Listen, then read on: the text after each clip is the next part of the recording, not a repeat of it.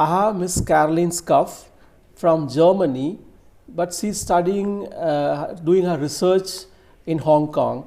She's working on US American and Indian migration to Hong Kong. It's great pleasure to have you, with us. So Caroline, I'd like to know from you, what's your research, what you're looking at? Right, I'm a PhD student in sociology, and I'm working on the mainstream sociological theory of immigrant incorporation, which is assimilation. And assimilation assumes that migrants start out from a low socioeconomic and cultural position. That means they start out from a subordinate position in the receiving society, and which is because their cultural capital and human capital gets devalued, they face discrimination, and then they have to slowly work their way up. And assimilation assumes that it's kind of necessary or rational for migrants to adopt the culture of the receiving society. And at the moment, this is kind of seen as a general theory of immigrant incorporation, or there is no other mainstream sociological theory. And what I'm doing is I'm comparing the migrants from India with the migrants from US in Hong Kong, and I'm saying that actually the case of the US migrants is like a case that does not fit into this mainstream theory, because American migrants in the US, their cultural and human capital is valued quite highly, so they can find employment very easily and are very well paid. So there is no skill devaluation. One can rather say that their skills are inflated, right? And also their body language and culture and language is valued highly, so it's easy for them to find friends, and they face no discrimination. And they don't face any pressure, not told you need to learn Chinese to fit in, you need to behave like a Chinese or something. So what I'm trying to say is that this assimilation theory in sociology, that's, if you look at the world system theory, that depicts a migration from semi-periphery or periphery to core. Whereas if you have a migration from core to periphery or semi-periphery, it's not necessarily going to look like that, and people will not face this acculturative pressure, discrimination. They might end up in a mid-range or superior dominant position. So actually, I would say this theory is false. And the problem is this theory guides policy recommendations. So it guides policy recommendations, say we have to help the migrants by making them integrate faster and assimilate faster. But actually it's a problem of power relations, not a general fate of the migrants. So this is what I'm arguing for. Your research is very interesting. And what have made you to do this research? Why you opted for this research? Well, I have lived in Asia for a while, so it's kind of my own story a little bit, and I've also seen it in other so-called expatriates. The white migrants are not called marginalized immigrants, they're called expatriates, as you know, that they also do not fit this theory.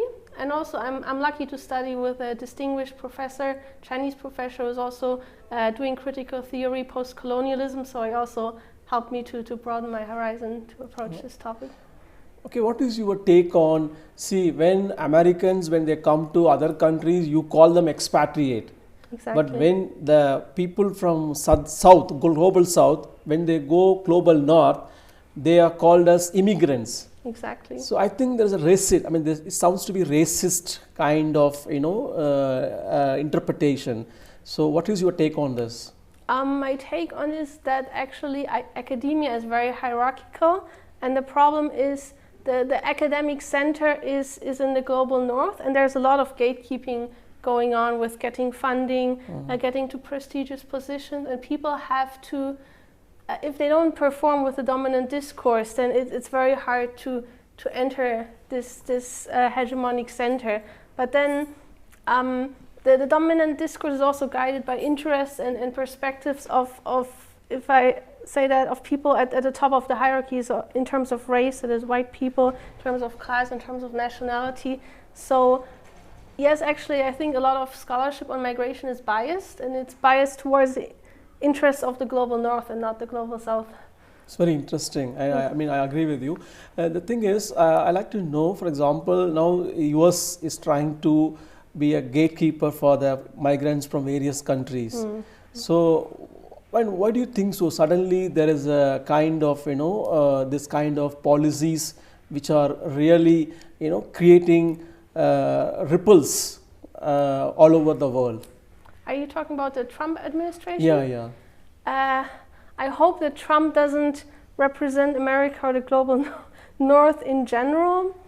And this is like the conservative backlash and also a reaction to the extremely distorted media discourse, which depicts, in my understanding, the Muslim reaction is a reaction to American atrocities committed in the Middle East, but it's depicted as a problem of Islam, which is not. So this is like a distortion of the media landscape. And then I think there is another factor, which is the neoliberal restructuring, which causes a lot of the working class in the global north to have a decreased living standard and increased precariousness. So I think this causes these people to seek out any enemy they can blame as a scapegoat for their suffering. Yeah.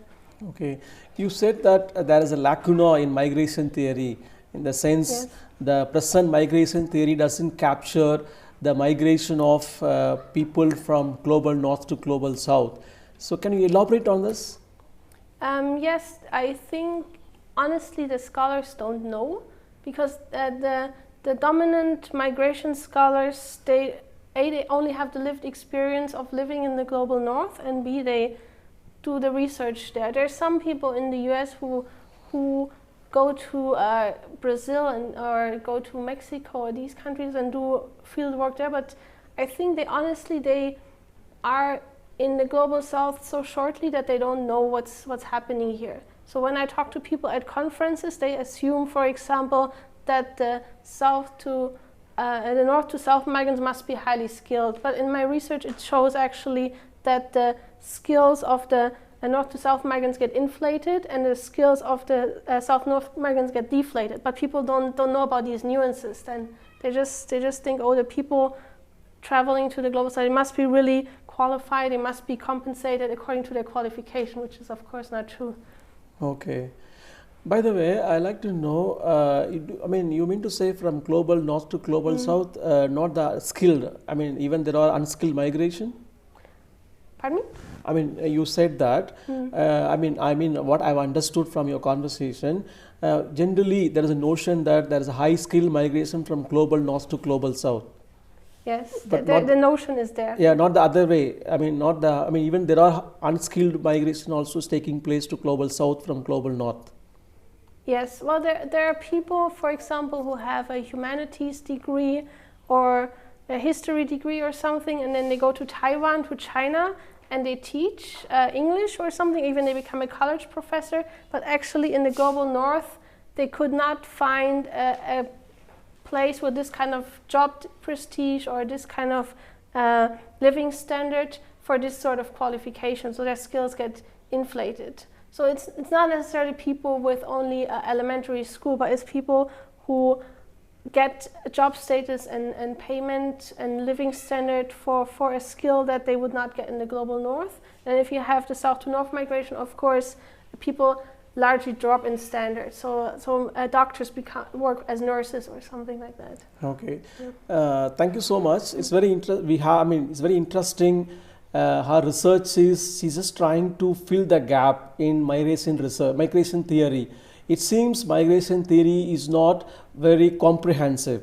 So she's trying to fill the gap which is existing in the migration theory. So all the best to your research. Thank you so much. Thanks for having me.